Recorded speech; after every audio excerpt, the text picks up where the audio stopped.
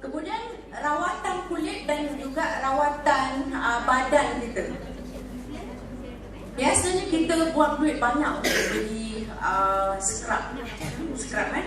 Hari ini saya nak kongsi sikit. Sebenarnya badan kita perlukan scrub tu apabila umur kita dah 40 ke atas. Sebab kulit-kulit kita ni memang susah sangat. Sel-sel mati tu susah sangat dia nak keluar sendiri. Dia akan jadi bertapuk-tapuk pada permukaan kulit. Jadi bila bertapuk-tapuk di permukaan kulit, kita sendiri tengok kulit kita tak rata. Kenapa kulit aku ni macam ni kan? Masa muda tak ada. Masa muda kita tak buat apa pun elok, cantik je. Kerana sel-sel tu, sel-sel kulit mati dia susah. Jadi kalau siapa yang umur 40 tahun ke atas, dia mesti buat scrub. Kalau boleh, dia buat hari-hari. Kalau tak boleh, selang sehari. Kalau pun tak boleh, seminggu sekali pun buatlah. Kalau kita nak kulit kita cantik. Jadi kalau nak buat scrub ni, ini dia punya bahan-bahan yang paling murah sekali dan paling mudah sekali untuk kita buat. Ambil beras. Beras tak kira, kalau orang tu dia banyak duit, dia nak buat beras pulut, dia boleh beras pulut. Kalau tidak, beras biasa.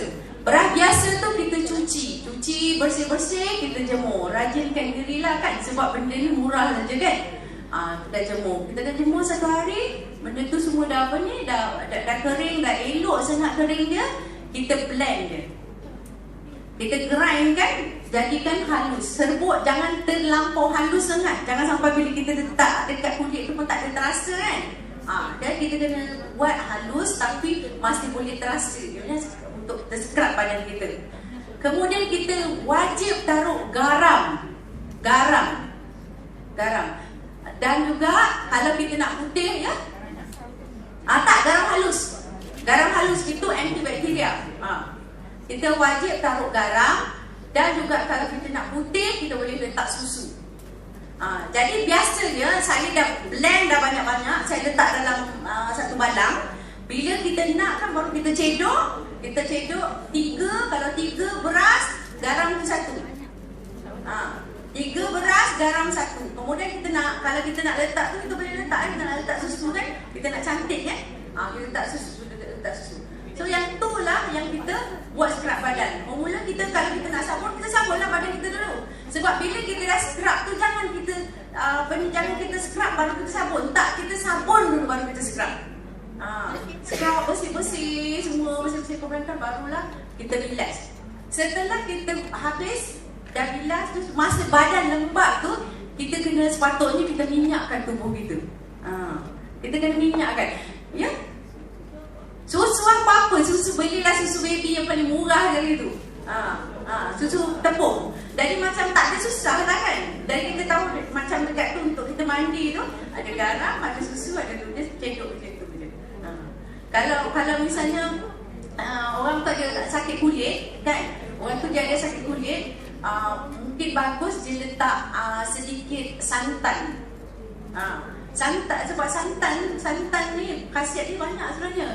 Mak Saleh je yang cakap tak bagus lah apa. Sebenarnya kan kelapa tu memang kita punya aset negara kita. Okey. Jadi kalau misalnya kita dah sudah habis tu badan lembab tadi kan, saya cakapkan kita sapukan minyak. Kerana kalau kita kekalkan macam tu, kulit kita akan jadi bersih dan sihat dan tak ada penyakit kulit sebenarnya. Ya, itu satu petua yang saya amalkan dah lebih daripada 10 tahun. Yang tu arwah nenek saya tak ajar lah. Yang saya belajar sendiri ya. Okey. Baik. Setelah kita menjaga kita punya kulit tu, apa lagi perempuan yang kita harus jaga? Apa lagi selain pada kulit badan kita tadi? Kulit muka tu dah biasa.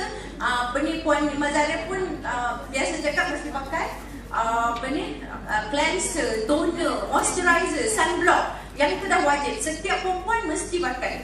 Kalau misalnya kita tak pakai, apa yang berlaku pada kita bukan sekarang. Kalau kita pakai sekarang, kita akan nampak kesan dia bila umur kita 50 tahun. Dah sebenarnya dah 10 tahun pada tu baru kita nampak kesan dia. Bukan kita nampak kesan dia sekarang. Tapi kalau misalnya kita tak pakai kan, kalau kita tak pakai, akan mulalah belak-belak semua pada muka kan, sebab kita tak pakai sunblock kan. Sunblock penting sangat. Saya dulu tak tahu pasal sunblock ni, saya tak tahu kan, sebab saya belajar pun masa tu kita dapur. Sedangkan saya masa kecil-kecil, kerja saya ni manjat bukit semua ke mana-mana kan. Manalah dulu ada sunblock semua kan. Jadi bila macam kulit kita dah rosak, perisi soalan saya tadi, selain daripada menjaga kulit, apakah yang penting lagi untuk perempuan jaga? Dalaman tu dia, ini sekarang ni kita pergi luaran dulu. Rambut, jangan kasih rambut kita rontok. Kalau kita nak cantik, biar cantik daripada hujung rambut sampai hujung kaki. Betul tak? Jangan kita cantik muka kita, rambut kita botak. Jangan kita cantik je muka kita, kuku kita teruk, pecah-pecah semua tumit kita tu. Itulah kalau kita pakai minyak tadi tu semua, insyaAllah okey. Rambut tu adalah mahkota wanita. Bila kita ni kan, kita selalu sangat tutup rambut kita. Kita kena rajin-rajin kan. Kita buat rawatan di rumah, kita taruh minyak kelapa dekat atas rambut. Sekurang-kurangnya seminggu sekali. Kita malam tu kita nak tidur, kita pakai minyak kelapa, okey. Kemudian the next morning tu kita cuci bersih-bersih, Kemudian kalau orang yang rambut panjang, dia kenalah rambut dia kena sikat lama. Ke belakang kan, ke depan, ke tepi, ke tengah, sikat. Jangan kasih rambut kita punya akar rambut tu semua kan jadi rosak kan. Jadi kita kena buat itu satu amalan. Macam sekarang ni memang banyak dalam macam rawatan rambut, macam Zaras pun ada mengeluarkan rawatan rambut kan, yang kita boleh buat seminggu sekali. Tapi yang kita pakai minyak kelapa tu, khasiat dia adalah berbeza. Jadi seminggu sekali pun kalau kita amalkan, dia akan jadi bagus untuk kita. Ini kita lagi satu betul yang kadang-kadang orang kata macam tak percaya je, macam tak masuk akal je. Kita tak nak muka kita kendor kan. Penting bagi kita untuk menggerakkan otot muka. Cara kita nak menggerakkan otot muka adalah mudah. Makan chewing gum. Mesti kita makan chewing gum, tapi kita tak boleh gigit chewing gum tu sampai lama sangat. Kerana nanti kita gastrik. Tahu tak kenapa? Sebab bila kita makan kan, kita makan kunyah tu, dia akan kasih signal pada perut yang makanan nak masuk, tapi makanan tak masuk kan. Jadi kan kita buat macam ni lah, pagi sekejap ke, kita makan chewing gum, waktu kita senggang-senggang tu kan kita makan chewing gum kan. Makan chewing gum lah dalam 15 minit tu, nanti petang kan kita buat sekali. Sebenarnya dia bagus sangat sebab dia menggerakkan otot. Okey. Dan dalam secara dalaman pula kan, kita kena makan sesuatu yang keras. Kita makan sesuatu yang keras, misalnya kita makan jamu batu, kita makan buah pek, kita kunyah lah. Kita kunyah kan. Bila kita kunyah, sebenarnya kita membantu peristalsis badan kita. Peristalsis tahu tak? Siapa tahu peristalsis? Proses peristalsis. Tak pernah dengar kan? Okey, peristalsis tu adalah satu proses pengharaman yang mana bermula daripada dalam mulut kita ni kan, otot itu akan bergerak kan sampai dalam perut.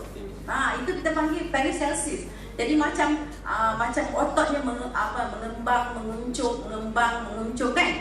Itu adalah gerakan otot. Otot ni mesti digerakkan. Kalau kita tak gerakkan otot kita, otot mana pun akan mati.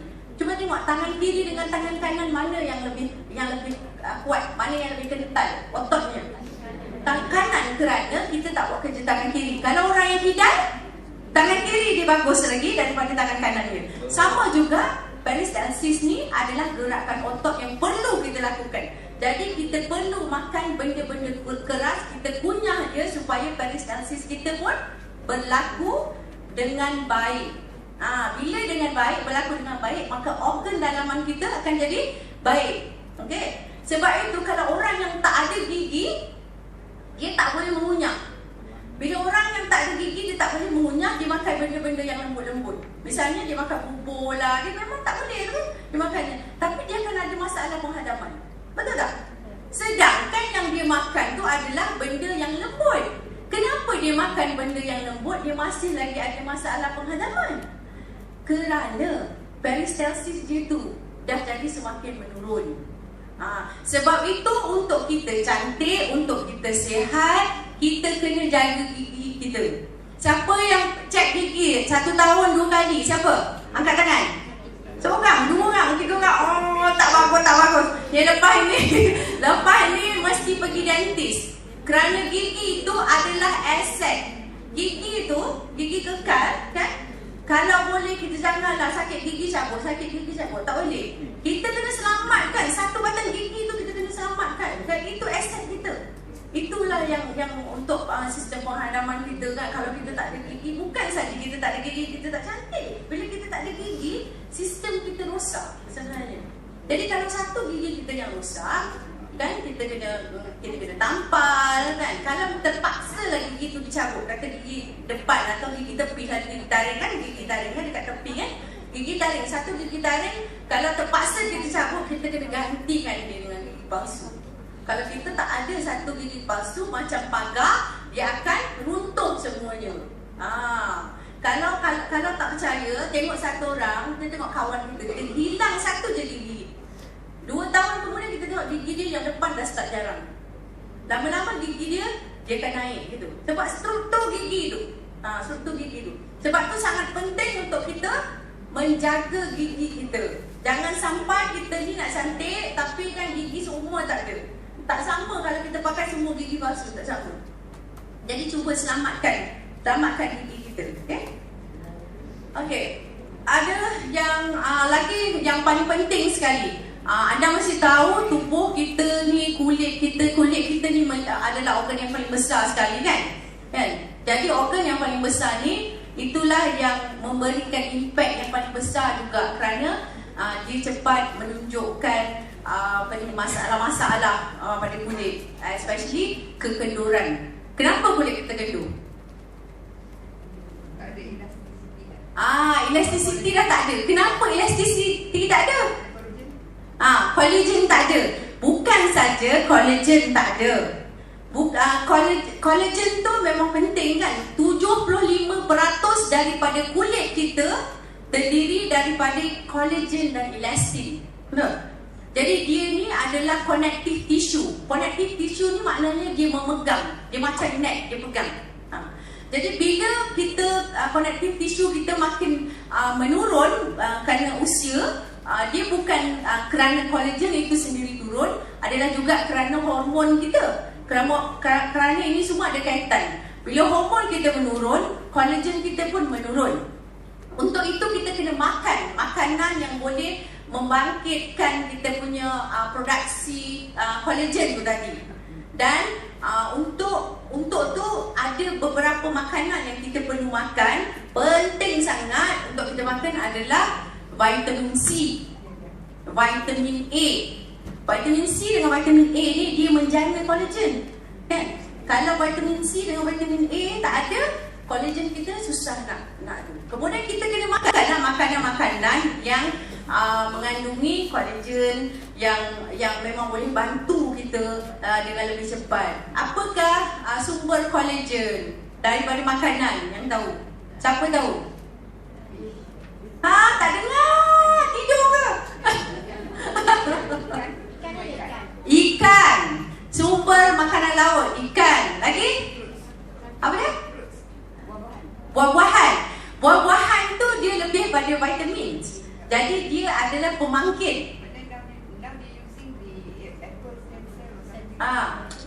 Saya tak nak cakap tentang macam orang punya produk kan, tak tu kan. Tapi macam